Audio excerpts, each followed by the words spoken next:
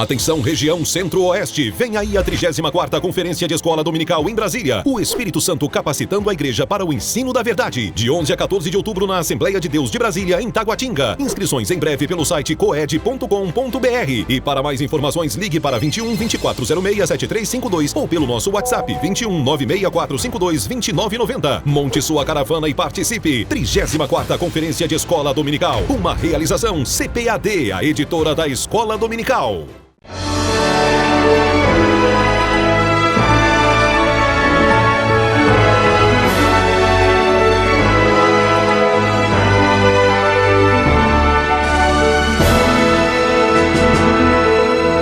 Subsídios. Lições Bíblicas Adultos. Lição 12. Sendo a Igreja do Deus Vivo.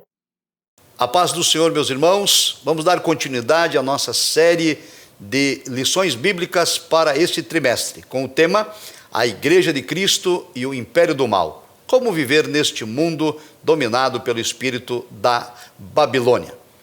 Quero, mais uma vez, lhe apresentar o livro de apoio. Esta é uma obra importante, não apenas para as lições bíblicas do trimestre, mas também para ter um exemplar em sua biblioteca. Adquira-o junto a uma livraria CPAD ou no site da editora. A lição de hoje é a lição de número 12, que tem como título Sendo a Igreja do Deus Vivo. Nós estamos estudando sobre o espírito da Babilônia e das lições de número 1 até a 9 foram apresentados os conceitos e a atuação deste espírito. A partir das lições do número 10, estamos colocando o posicionamento da igreja frente ao espírito da Babilônia. E hoje, então, vamos estudar a questão da igreja do Deus vivo. O ponto 1, a natureza da igreja do Deus vivo. Subponto 1, a casa do Deus vivo.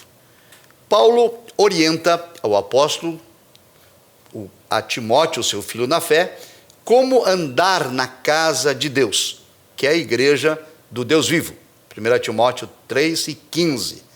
A expressão usada por Paulo, casa de Deus, foi emprestada pelo apóstolo do Antigo Testamento, onde o termo frequente é casa do Senhor, conforme as referências de 1 Reis 3:1, 1 Crônicas 22:11. O uso original do termo refere-se ao templo, mas o complemento usado por Paulo, que é a igreja do Deus vivo, inclui o conjunto de membros da igreja. Paulo ainda vai usar a terminologia família da fé, conforme Gálatas 6:10, família de Deus, Efésios 2:19, o corpo de Cristo, 1 Coríntios 12:7, e templo de Deus, 1 Coríntios 3:16, fazendo sempre referência à igreja. A sentença utilizada por Paulo, Deus vivo, enfatiza o verdadeiro Deus, em contraste com os falsos deuses e com os ídolos mortos, conforme 1 Coríntios 8:4, 2 Coríntios 6:16, 1 Tessalonicenses 1:9. Faz, então, uma alusão ao teísmo, cuja doutrina professa que Deus é um ser pessoal, transcendente e imanente, que atua na história humana. As referências são Daniel 4:25 e Atos 17:24. A igreja do Deus vivo também é coluna e firmeza da verdade. Paulo, o apóstolo, assegura a Timóteo que a igreja do Deus vivo é a coluna e firmeza da verdade. 1 Timóteo 3:15, parte B. Nesta metáfora, a igreja é o fundamento que sustenta a verdade. Significa que a igreja foi instituída por Deus como a guardiã da verdade que nos foi revelada. É importante ressaltar esta grande verdade, tão importante. A igreja de Cristo foi constituída para ser a guardiã, revelada por Deus da verdade. Assim, a maior parte das ocorrências do termo verdade no Novo Testamento se encontra nas epístolas de Paulo. E, na maioria das vezes, a expressão verdade se equivale ao evangelho, ou ainda a mensagem, conforme Romanos 22:16, Colossenses 1:5, Gálatas 2:14. Portanto, essa verdade a qual Paulo se refere é o evangelho de Cristo. São as boas novas de salvação e as suas imutáveis doutrinas, conforme Gálatas 2:5, Efésios 1:3 e também Colossenses 1:5.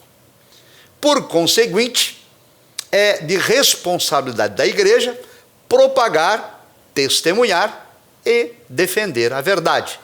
Mateus 28, 20 e 21, João 18, 37, Judas 1 e 3.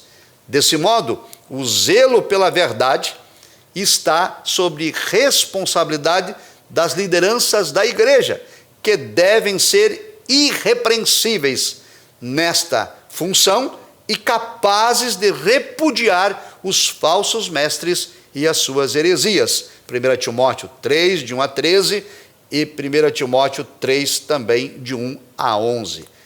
Aliás, 1 Timóteo capítulo 1, versos 3 a 11. A igreja, portanto, é coluna e firmeza da verdade. Ora, se esta verdade, a verdade do evangelho, a verdade das boas novas, a verdade doutrinária, se ela for corrompida, então a igreja deixará de ser o sal da terra e deixará de ser a luz do mundo. Mateus 5, 13 e 14.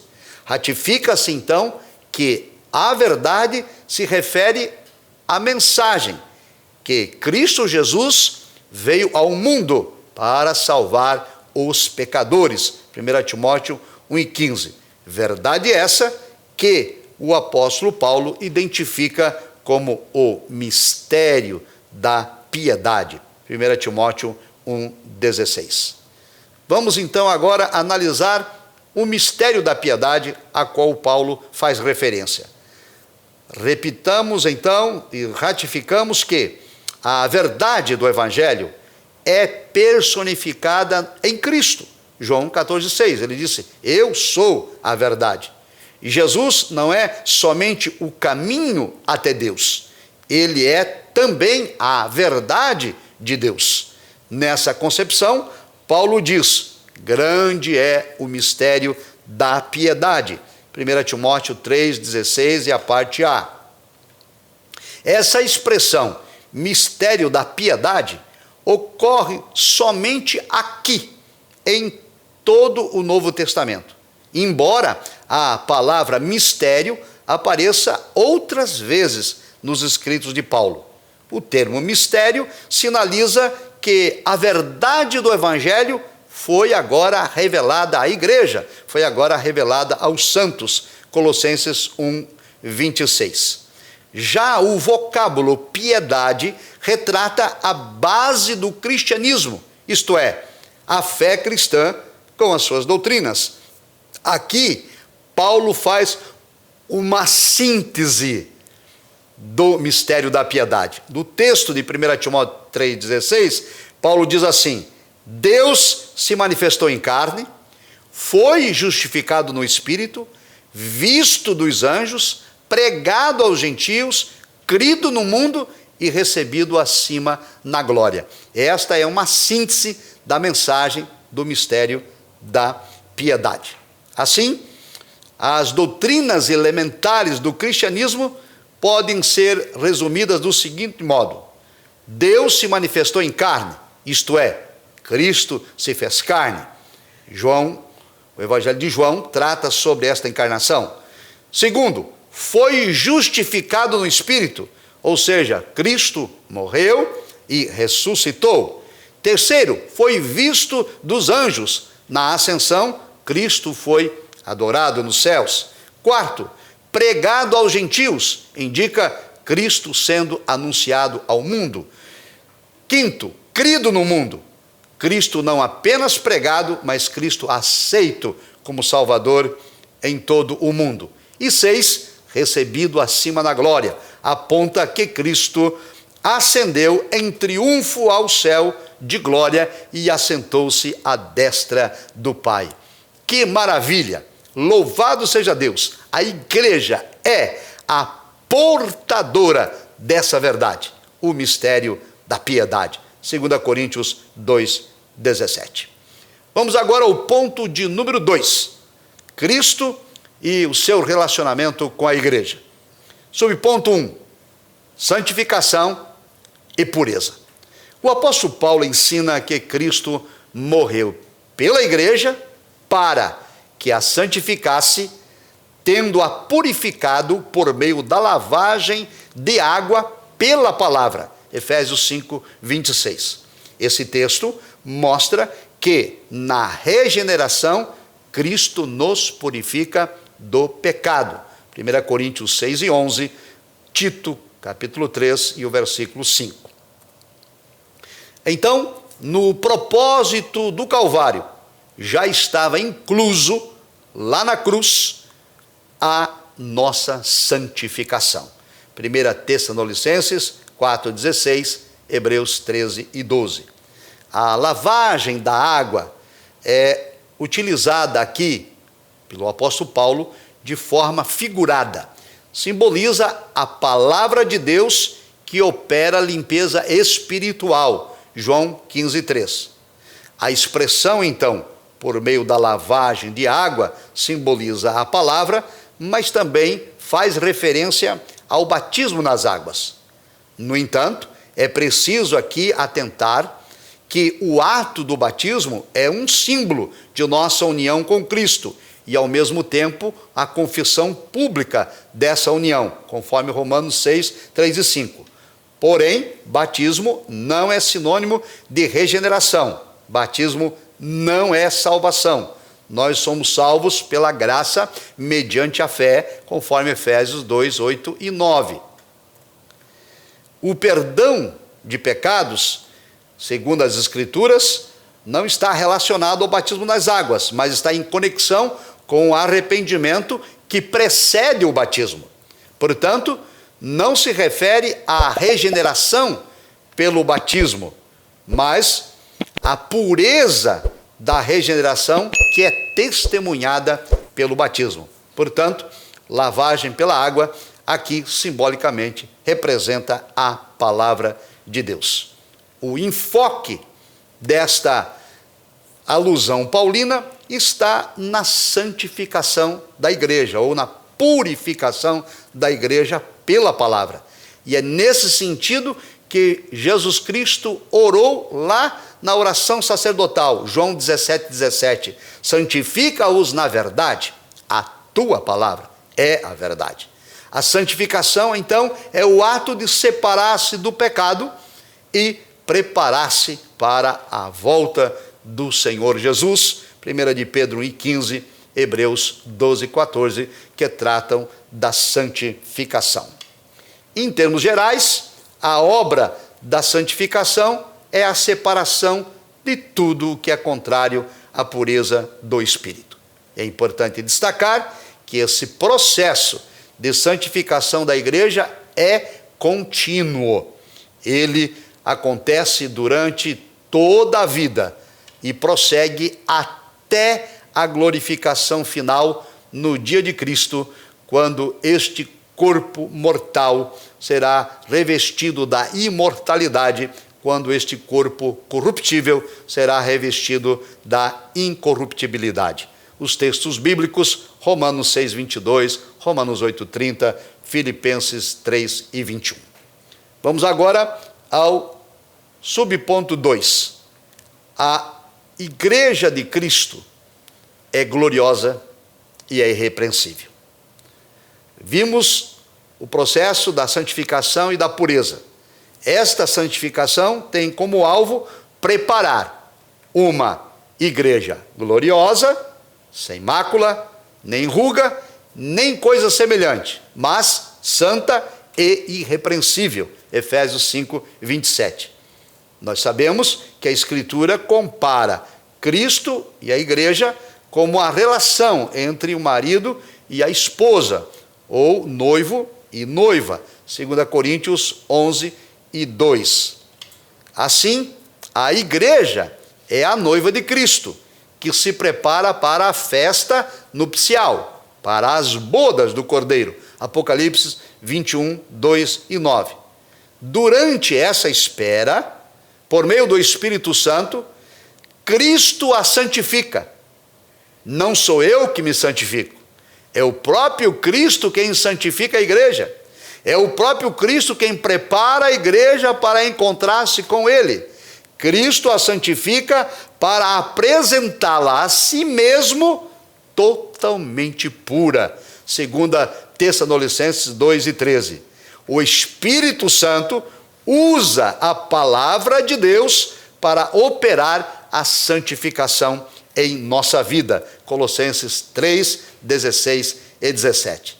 Isso, amados irmãos, é extremamente maravilhoso. Deus nos oferece gratuitamente a salvação e Ele mesmo provê para nós os meios da santificação e nos prepara para encontrá-lo no dia glorioso das bodas do Cordeiro.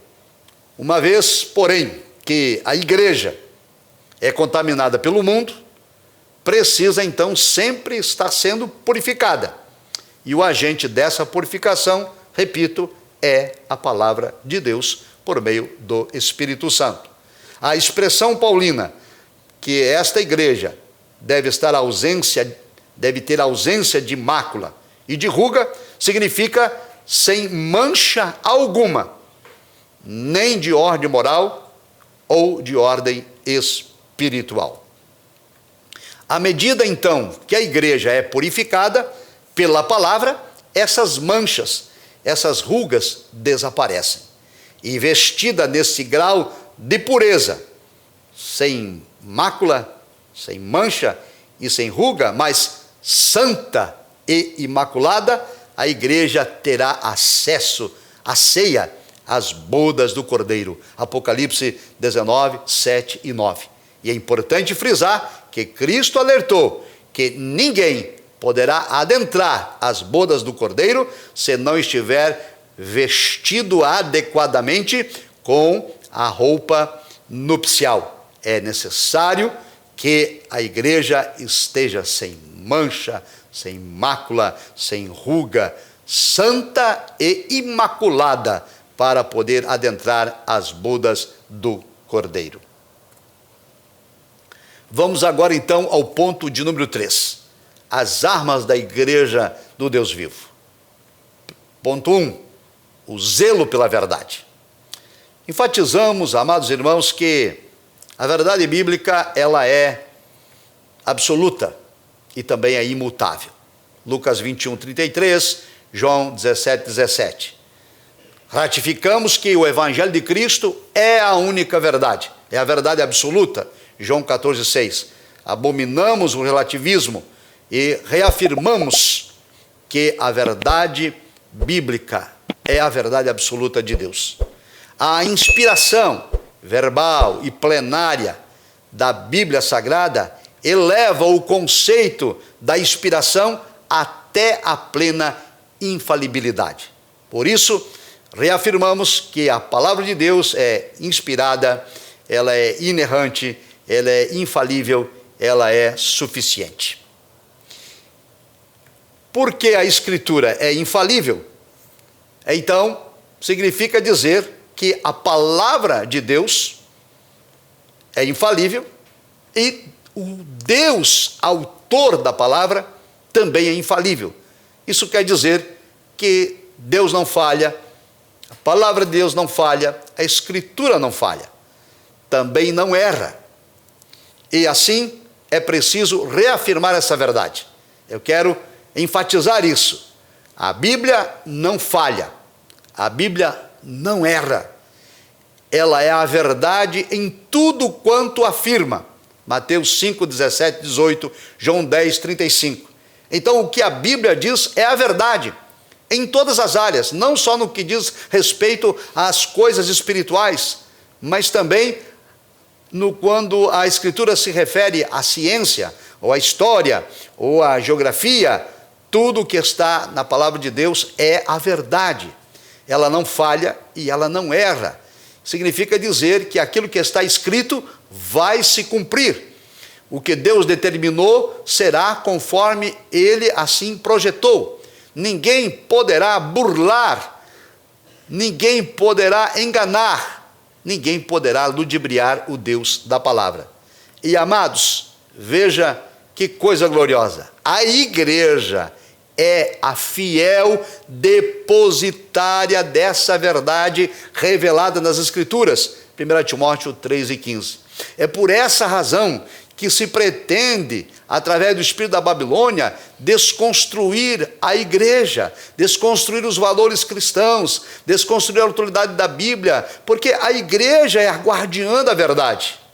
É por isso que, por conta do patrulhamento ideológico, da cultura do cancelamento, pretendem amordaçar a voz da igreja, pretendem atemorizar a igreja, pretendem colocar a igreja sobre o cabresto, porque a igreja é a fiel depositária, a igreja é a guardiã da verdade, e nós não podemos negligenciar esta responsabilidade que nos foi confiada por Deus.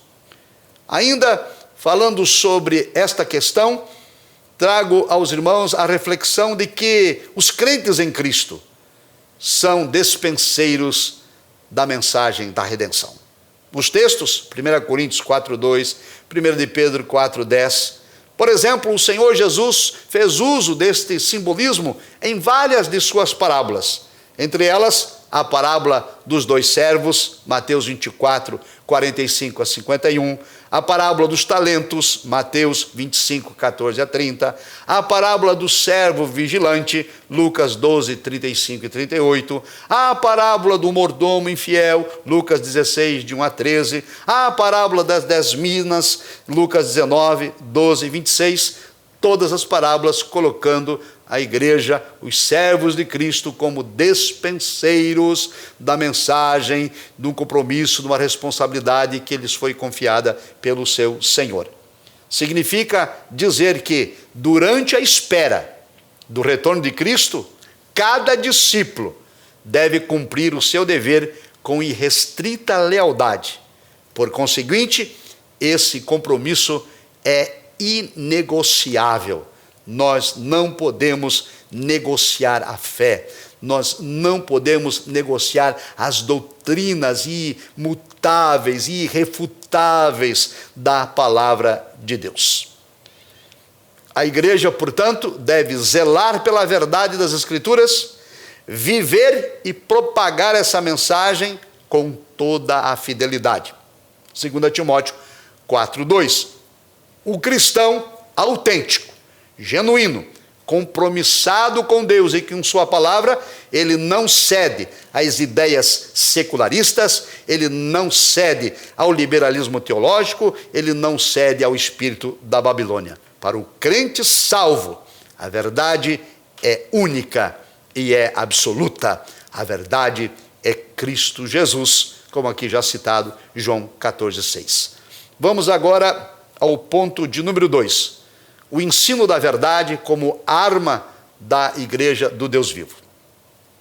A palavra de Deus nos ensina que o Senhor constituiu líderes para o aperfeiçoamento e a edificação da igreja. Efésios 4, 11 e 12. Portanto, o líder deve estar apto para ensinar a verdade bíblica. 1 Timóteo 3 e 2. Comprometer as Escrituras, compreender as Escrituras, defender a ortodoxia e refutar as heresias é responsabilidade da liderança, é responsabilidade dos discípulos, é responsabilidade da igreja, conforme Tito 1 e 9. Por isso, nós somos responsáveis, conforme já visto, de ser os guardiões da verdade, os despenseiros da verdade. A verdade revelada por Deus e confiada à igreja, o mistério da piedade, o evangelho de Cristo, as boas novas de salvação. Quanto a esse compromisso, o apóstolo Paulo deixa clara as seguintes exortações em 2 Timóteo 4:2. Pregues a palavra, instes a tempo e fora de tempo, redarguas, repreendas e exortes com toda a longanimidade e doutrina. É função da igreja anunciar, propagar, levar a palavra de Deus a todos os povos, a todas as nações, a todas as tribos e línguas, e levar esta palavra com fidelidade, e não apenas pregar, mas sobretudo viver a verdade ministrada. Dessa forma, a verdade bíblica deve ocupar a primazia na igreja. 1 Timóteo 4:13, 2 Timóteo 2:15. O ensino da verdade bíblica deve ocupar a primazia no culto, nas reuniões, nas atividades, nos congressos, nos seminários, nas escolas, em todos os eventos promovidos pela igreja. É preciso dar primazia ao ensino da verdade. Martinho Lutero, que escreveu as 95 teses que deram início à reforma protestante em 1517, na tese de número 54, Lutero dizia que se ofende a palavra de Deus quando no sermão não se dedica o tempo ao estudo da Bíblia. E nós precisamos rever esta realidade na liturgia de nossos cultos. É preciso, durante a liturgia, dedicar a maior parte do tempo para o ensino da verdade. Por quê? Porque não ensinar as Escrituras, ou relativizar as suas doutrinas, ou fazer concessões ao pecado, equivale fazer a igreja refém da secularização, refém do espírito da Babilônia, refém do liberalismo teológico. Somente a verdade é capaz de libertar o pecador. João 8:32, Cristo disse: conhecereis a verdade, e a verdade vos libertará. Desse modo, amados irmãos, um líder vocacionado não cede ao liberalismo teológico, não cede ao ecumenismo, não cede ao sincretismo religioso. 2 Coríntios 2:17, 2 Timóteo 4:3 e 4. O meio mais eficaz para refutar a mentira, para confrontar o engano, é ministrar a verdade. 2 Coríntios 13:8. Assim, não ensinar a igreja equivale deixá-la perecer. Não obstante, a verdade das Escrituras não deve ficar restrita à liturgia do culto no templo. Nosso compromisso com a verdade não é só durante o culto. E, embora o secularismo e o laicismo acuem a igreja no espaço privado, por meio do espírito da Babilônia, Cristo ordenou que a mensagem fosse pregada em todo o mundo. Nossa responsabilidade é levar esse evangelho no espaço público e não nos acovardarmos com ameaças ou com narrativas que tentam nos amordaçar. Precisamos cumprir o ide de Cristo, Mateus 28, 19 e 20. O líder que não está apto para defender a fé conduzirá um rebanho doente e suscetível a todo vento herético, a todo desvio doutrinário. Assim, a Bíblia diz algo tão relevante que nós precisamos esclarecer ao povo de Deus. A Bíblia diz que aquele que não tem a Deus, aquele que ensina falsas doutrinas, aquele que não concorda com a sua doutrina e aquele que não permanece. 1 Timóteo 6:3, 2 João 1:9. Significa dizer que quem ensina falsas doutrinas, quem não concorda com a sua doutrina, quem não permanece na sua doutrina, não tem a Deus. Não é de Deus. Não pertence a Deus. Mesmo no politicamente correto, mesmo nas grades do politicamente correto, quando muitos não querem mais dizer a verdade nem confrontar o engano, a Escritura nos deixa claro que todo aquele que ensina heresia, todo aquele que não concorda com a sua doutrina, todo aquele que desconstrói a autoridade bíblica, não tem a Deus, não pertence a Deus. E mais, a Escritura diz: quem tolera ou justifica tais atitudes se faz cúmplice de suas más obras. 2 João 1, 10 e 11. Quem é conivente com o espírito da Babilônia, quem é conivente com o secularismo, quem é conivente com o liberalismo teológico, faz parte de suas más obras, segundo a palavra de Deus.